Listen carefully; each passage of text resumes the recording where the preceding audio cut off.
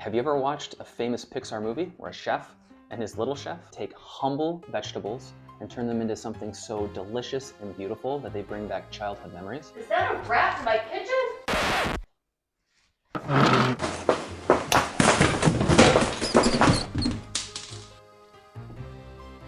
I have no idea what you're talking about.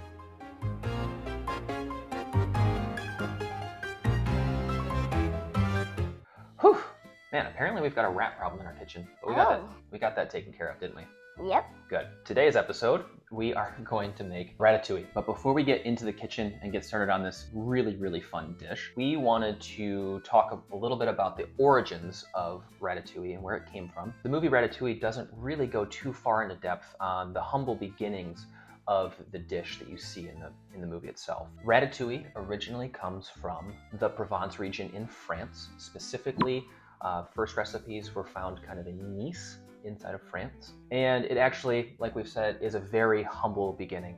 This dish is kind of a peasant food dish. And Xander, do you know what a peasant is? Someone who has basically none money, and they, like, in medieval ages we were learning, they're at the bottom of the feudal system. Exactly. Peasants, they were the ones that were typically most often found farming and helping make sure that the kingdoms had food. So that's where this has come from. This was originally a peasant dish that used up the last of the season vegetables out of the gardens before the winter started to hit. So specifically, it's the last of the season tomatoes, zucchinis and yellow squashes, and eggplants. Originally, ratatouille was actually chopped up and kind of stewed all the vegetables together inside of a tomato and pepper sauce. Really, really rustic. And the word ratatouille actually has its origin in that as well. So in French, there's two words where this has come from. One of them is touiller, which means to toss. So kind of tossing all your vegetables together. And the other one is ratatola, which also means to stir up. So those two words kind of meaning the same thing, to toss and to stir everything together. So that's where ratatouille came from. Big misconception is that the word rat in something means that it's going to taste bad. In this case, we're going to change that entirely. Now you know where that word has come from. Now you know that it is kind of a rustic peasant style dish. The dish that you actually see in the movie, all those beautiful layers, the beautiful spoon drag of the sauce, the herbs and everything on top of that right there, that is actually something that's called confit-style. It's all of the same ingredients, but it is taken from a Turkish chef and a Michelin-starred master chef by the name of Thomas Keller out in California from the French Laundry. Thomas Keller was tapped by Disney and Pixar as one of the top chefs in our country in the US to help elevate a rustic peasant-style dish into something beautiful. So nouvelle cuisine or haute cuisine, which means you're taking something from the bottom and bringing it up, which is exactly the heart of the entire movie and of this dish too.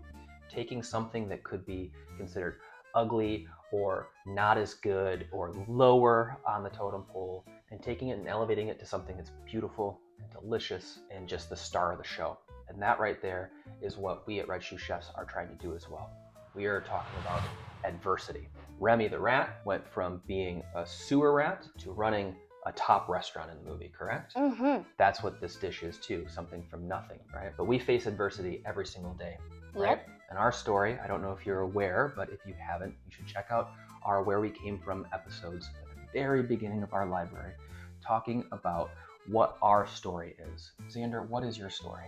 My story, I was in foster care, and I was waiting to be adopted, and Mom and Dad right here adopted me, and now a YouTuber with this guy, my dad. We know that there are a lot of people out there that come from hard places, that have faced adversity in those ways and face adversity every single day.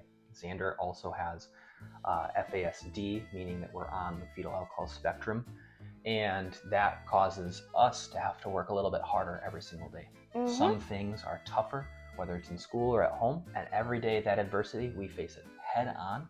We take something that's tough and maybe a little ugly and a little bit hard, a little bit sad, and we turn it into something great every single day. And again, that's why we love this movie. That's why we want to do this dish. That's why we love cooking. That's why we're building this community. because we want to include everyone, show that everyone can cook no matter what you have, whether it is a vegetable that doesn't look pretty or whether it's top end gold leaf and caviar. No matter where you are, that's the heart of what we're doing here, and that's why Xander has chosen today to do this dish, ratatouille, on his birthday. How old are you, buddy? I'm 10. So let's do it, huh? Let's show people how we can take vegetables that are beat up, that don't look so great, and turn them into something so delicious that the entire world knows about it. Yep. Let's go wash our hands. We're gonna get in the kitchen. We'll see you there. See you there. All right, now that we're in the kitchen, first step is to get our oven preheated to 300 degrees. Now, if you stick around to the end, we're actually gonna show you how Remy plated the dish that brought back the childhood memories that Anton Ego, the food critic, had, that made him completely change his mind on what could be amazing food. We're gonna start to get our mise en place ready. The recipe in its entirety will be in the description below. We're gonna get a pot of water on in the background and bring it up to a boil. This is going to be to blanch our tomatoes. We need to blanch the tomato to actually remove its skin, so that way when everything cooks together, the textures are gonna be great. They're gonna be all soft and it won't shrink in any weird ways. I know that sounds kind of complicated. Trust me, this is the reason why this dish looks so beautiful. If you don't know what blanching is or you want a refresher on it, we have a video showing you how to blanch your vegetables properly. Go ahead and check it out. We'll link that down in the description below for you. And why would the vegetables shrink? The vegetables shrink when they cook because they lose water. Our squash and our tomatoes are mostly made of water, so they start to shrink and lose some of that volume. But the skins on the outside of the tomato can sometimes shrivel up in a weird way if you bake them, and they can kind of get a little bit more tough to eat. Great question. Now that our tomatoes are blanched, we are going to slice our vegetables. The key to making this look beautiful is that everything is even, everything is cut the same size, and it's uniform. We talk a lot about this in other episodes when we're cooking things. The difference between a cook and a chef, kind of start of the movie to the end of the movie, is knowing how to treat your vegetables, but also making sure that everything is done precisely and evenly. We're going to use our favorite kitchen tool, the mandolin, to make sure that all of our slices are perfectly even. We have a video showing you exactly what a mandolin is, how to use it safely, and where you can find them in the stores. Go ahead and check that out too. Yet again, we'll have that linked in the description for you. Once our vegetables are completely sliced evenly, we're gonna set those aside and move on to making our sauce. This sauce that you see at the bottom of the dish, and then again where Remy is plating that around with his spoon drag, really, really fancy pinkies up, is called a pepperade sauce. Now it looks like a tomato sauce, and it is, but it's actually got roasted red peppers in it as well. We have put down a bunch of our tomatoes over the course of the season, so we've got a pre-made homemade jarred pasta sauce that we're going to use in place of just crushed canned tomatoes from the store. It's going to offer a lot more flavor to us, keeping with the heart of this entire dish. If you don't have those, by all means go ahead and grab a can of tomatoes from your local store or your market and use these in the same way, no worries. We're going to get our pan on the stove, nice olive oil, hot. We're going to saute everything together, and then we're going to cook all of our ingredients down till they're kind of jammy and glossy and silky and ready to be blended. We're gonna move over to a blender. We're gonna blend it together, and we wanna make sure that we're gonna blend it as smooth as we can get it.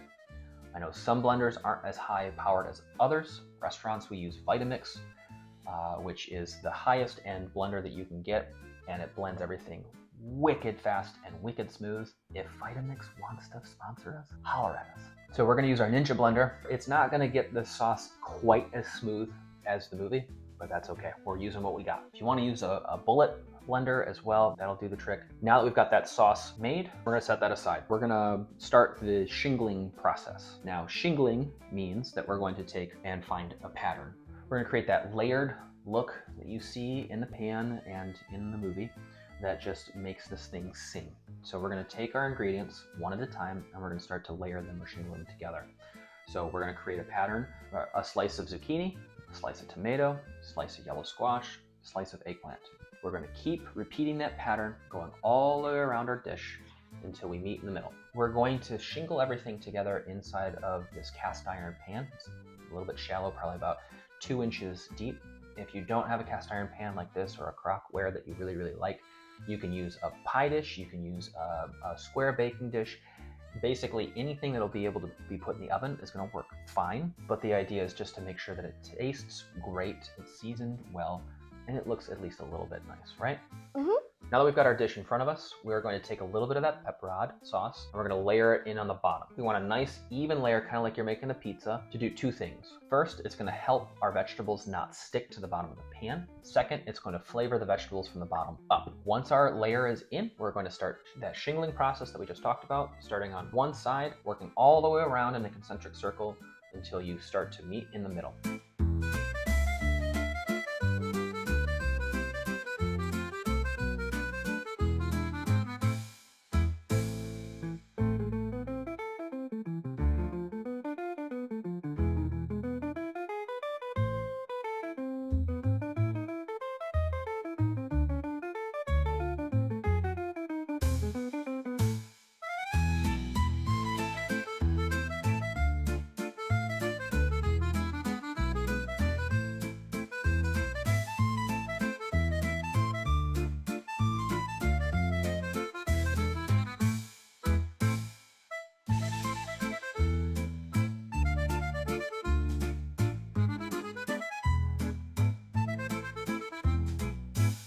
Once you've met the vegetables in the middle, it's all shingled in. It's starting to look really beautiful, isn't it, Xander?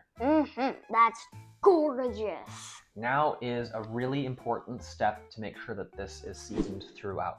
Like we said earlier, our vegetables in this case are mostly made of water. Some of them are not the highest quality because it is the end of the season. They're humble ingredients. We need to make a really quick seasoning over top of our ratatouille. So we're going to take a nice high quality olive oil. We're going to kind of just drizzle that all over the top.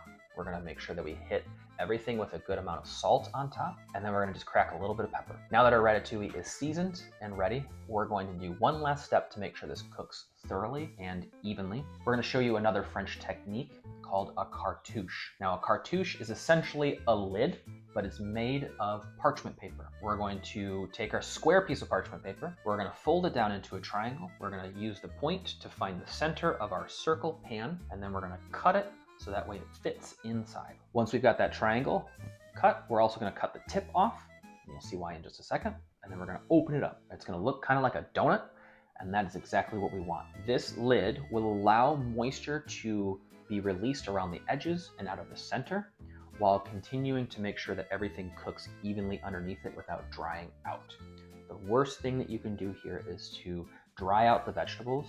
That will cause the squash and especially the eggplant to be really chewy instead of nice and soft and supple, fatty and delicious. Now that we've got that cartouche on, our ratatouille is ready to hit the oven, and we're gonna cook it for about 90 minutes. Now, depending upon how big your circles are and how thick you decided to cut them, that cook time may vary quite considerably. We're gonna take this up to 90, but we're gonna check it at about 30 minutes, make sure that everything's looking good. Then we're gonna cook it for about another 30 minutes, so total of an hour. We're gonna remove that cartouche.